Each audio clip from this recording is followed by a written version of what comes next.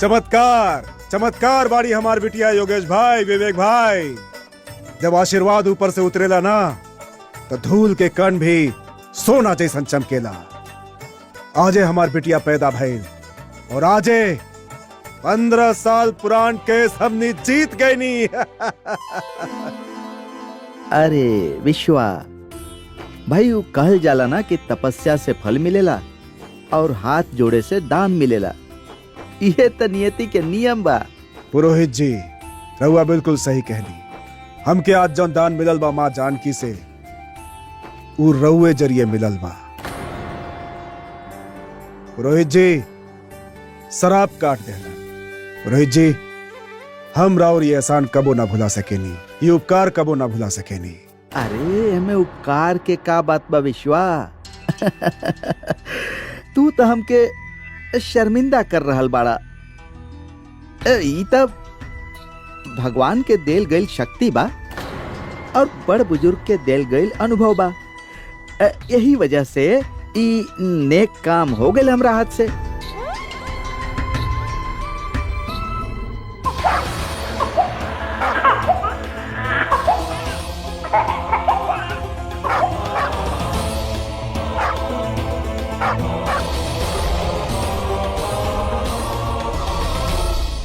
Yes लिखल रहल हमरा भाग्य में। ऐसे हमरा कारण हमार बिटिया रानी बच गेली।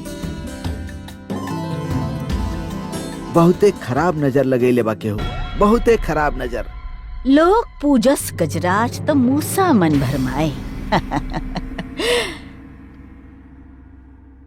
माता के करनी होखेला, तहरा हाथ में का बा पुरोहित?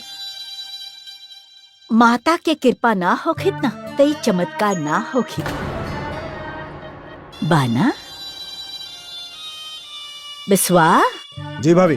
बाहर कितना मेहमान इकट्ठा भइल बड़े भाई, उनका पर भी तो एक बार नजर दौड़ा दो। सब बंदोबस्त ठीक बाना? जी पुरोहित जी, आई तरी देख ले। जी आई।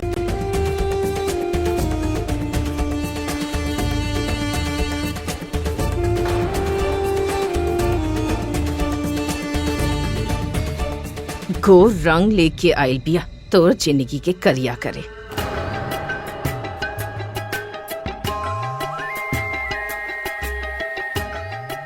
त्रिदेवी बाई, वैसे दही बुंदी समाचार दिलस त अपना आपके रोक न पैनी। तो हर जलत हैया पर हम सोचनी हमहू हाथ सेक ली।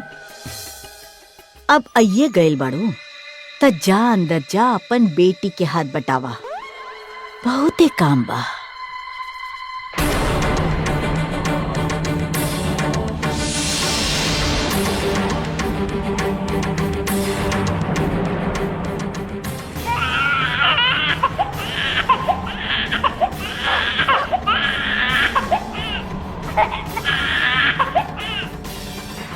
हमके ऐसन काहे लागत बा कि काली ठीक नहीं है।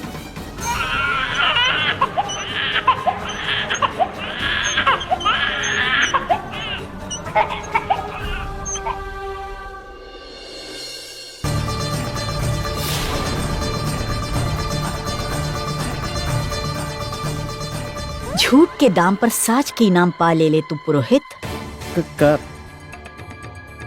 का बात हो गई जेठी माँ? झूठ आ साच के अंतर खूब भाप लेवेनी। ई काला टीका के जे टोटका बा उस साच है कि तोर दिमाग के उपज बा।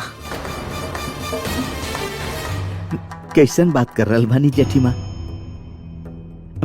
हम विश्वास से भला काहे झूठ बोलब? तो के तो हम कब से भाप ले बानी पुरोहित। तोरा जैसन लालची त लालच के कारण अपन लाल के हलाल कर देवे। बताव कवन शास्त्र में लिखल बा ई टोटका? छोड़ी ना। पेड़ के फल और पत्ता देखी, जड़ नापे से का फायदा?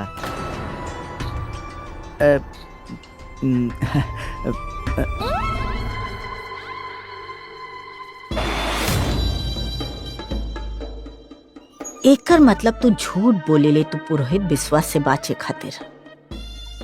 बाकी बच्ची के आवते चमत्कार तो भइल। जे भी होखे, नजर बट्टू के वहम पाले से अच्छा बा कि हम ओके घर से बाहर निकाल देनी। आप तब बिस्वा के भाग ना बची हमरा नजर से।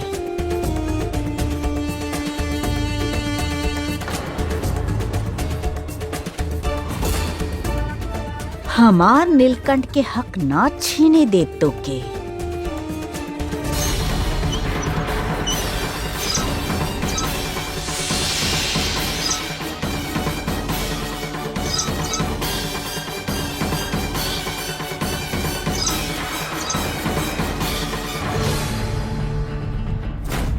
जेठी माँ कहीं दिखाई नहीं की दे रहल।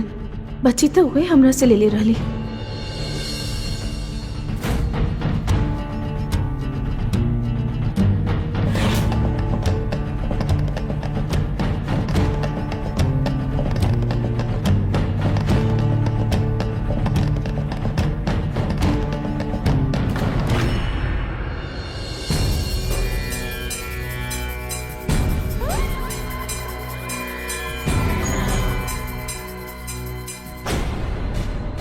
मित्रगण, भाई या बहन लोग, आज ढोल ऐसे बाजी कि ओकर नाद स्वर्ग में हमार माता पिता के भी सुनाई दी। आज हमार माई या बाबूजी के कलेजा में ठंडक पहुंची, ई जान के कि हमार घर में मां सीता के सवारी आ गई बा।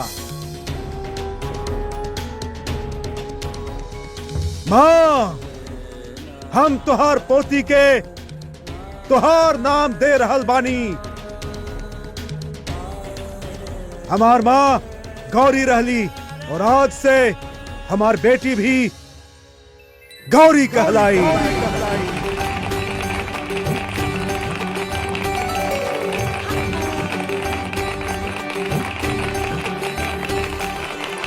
हम तो एकर नाम वेरी गुड रखल चाहत रहनी।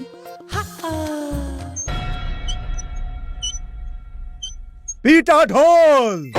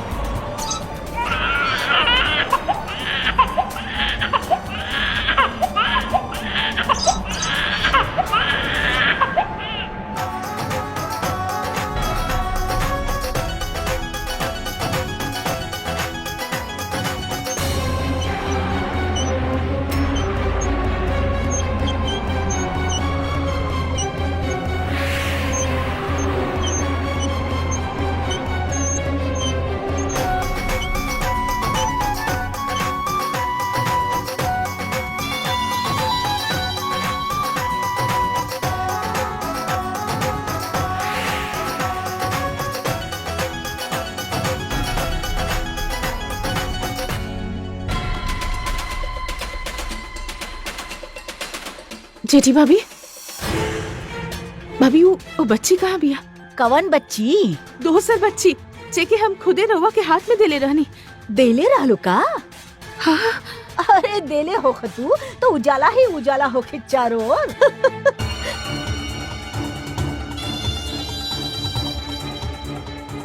दिया के करीखा रहलू, धोआ गए करीखा पानी में, भूल जाओ के। जेठी भाभी, मतलब? अरे हम का जानी कहाँ बिया, होखी जाल नींबू मिर्चाई की जगह होखेला कोनो चौराहा पर।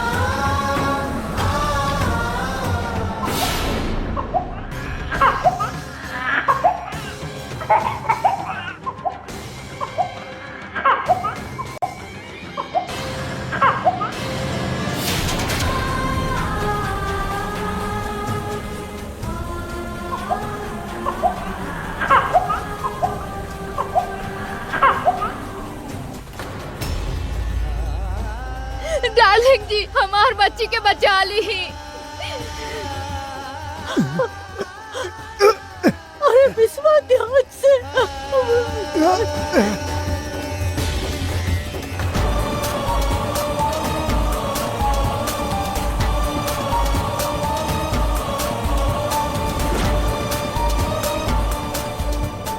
अरे विश्वास संभल के, तनिको हिलल ना तब बच्ची के सीना में घुस जाई।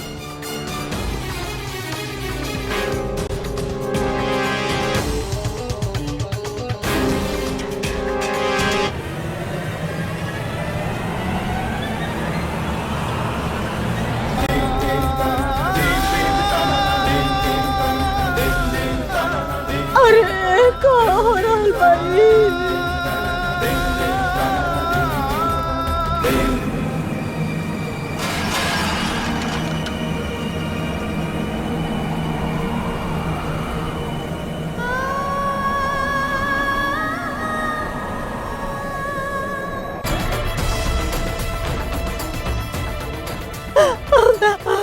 ध्यान से। हम ए बच्ची पर ए तरह के अत्याचार ना होके देव।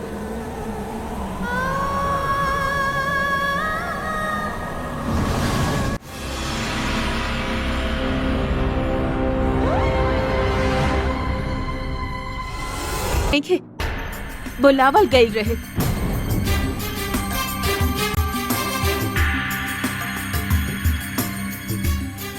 आचार्य जी, हम रउआ से पूछल चाहत बानी, का शिवलिंग पर अभिषेक कईल पानी नाला में बहावल जाला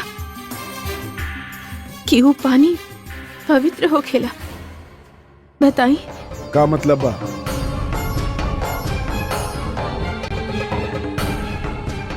ई बच्ची हमनी की गौरी के जान बचैलस और एके बीच रास्ता पर मरे खातिर छोड़ दे जात बा। रउए कहे नी ना, हमनी की गौरी माता सीता के अवतार बिया, तो फिर उनकर माथा से उतरल ई बच्ची का ई पवित्र नहीं है? बताइए आचार्य जी। बाकी ये कहते हम जेठी भाभी के हाथ में देख ले रहे।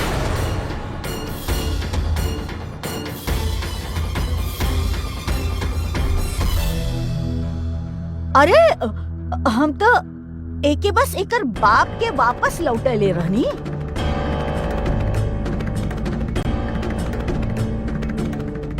तब फिर ई बच्ची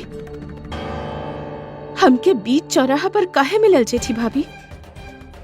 अरे बाप ओकर नशा में धुत रहल, पटक देले होके कहीं। हमके का लेवे देवे के बा उसे, हमके का पता। हम तो अपना तरफ से ढेर सारा पैसे देले रहनी बच्ची के परवरिश खातिर। अब तू ही सोचा बिस्वा, अरे कौनो दूसर के आंगन की कूड़ा हम अपना घर में सजाई का? ए बच्ची के हमने अपन गौरी के साथे एक के पलना में झुलाई का?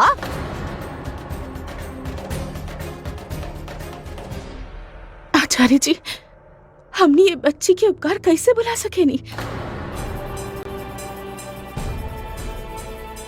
अब तू ही तय करा बिस्वा, तू तय करा। हमार तो कोनो औकात ही ना रहले घर में। अब बड़ बहू है हम, बड़ बहू। जे कुछ कैले बानी ये घर के भलाई खातिर ही कैले बानी। अब का हम माफी मांगी, क्षमा मांगी तरह से मांग लेत बानी। क्षमा मांग लेनी तरह से। भाभी रउआ क्षमा मांगे के कोनो आवश्यकता नहीं के। रउआ ये घर के माँ है, भाभी है रउआ। मंजरी का है सब? जौन भइल भुला जाओ के, तमाशा मत खड़ा करा।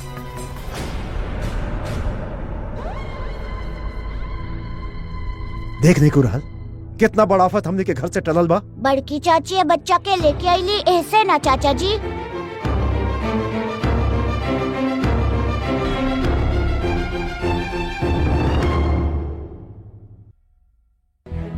ई का करल बड़ा तू नीलकंठ? सच कह रहल बानी हम अपन आँख से देखले रहनी। बड़ी चाची बच्ची के लेके आईली और झूमर हट गई।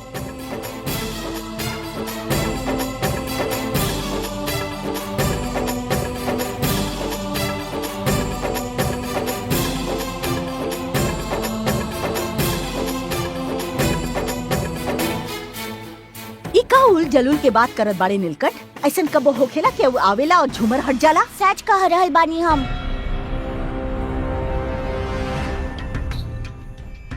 ई सच भी तो हो सकेला ना विश्वा। का है ना कि जब दिया जरेला तो रोशनी देवेला, ऐसे ही जब काला टीका लागेला तो नजर उतरेला ना विश्वा। चमत्कार बा माँ जानकी के पुरोहित जी। हमनी के बच्ची के बचावे खातिर ईश्वर रचना कैले होकस इहो तो हो सकेला ना। एकरा खातिर ए बच्ची के काला टीका मान लेल तो सही नहीं खे। भाई हमार मानल तो यह बा कि ई बच्ची ही काला टीका बिया। पुरोहित जी, कौनो इंसान के इस्तेमाल करे के चीज मत बनाई रहुआ। हाँ चमत्कार भइल बा, लेकिन वो ऐसे भइल बा कि हमनी ये बच्ची के जान बचैनी हम। और जब तक हमनी ऐसा करत जाए माँ जानकी चमत्कार दिखावत चाहिए। जौन इंसान केहू के जीवन के कीमत जानेला, परमात्मा ओके ही सहारा देवेले। ऐसा सब धर्म में कहल गइल बा। हाँ हमनी कमजोर बानी, मान लेत बानी बुरा भला और नजर जैसन बात के। बाकी इतना कमजोर नहीं की कि एगो छोट बच्ची के ताबीज बना दी। जौन कंधा आपन खुद के सिर के भार ना संभाल सके, वो कंधा पर हमनी आपन जीवन भर की खुशी के भार कैसे डाल सकेनी? धिक्कार बा पुरोहित जी। अगर कौनो इंसान इस छोट को बच्ची की काली गुड़िया के रूप दे के आंगन में सजा देवे बुरा भला और नजर काटे खातिर, हम ऐसा नहीं की मान सकत। मान सकतानी, हम ऐसा मान सकतानी। हम अपन बिटिया के जान बचावे खातिर कुछ मान सकेनी।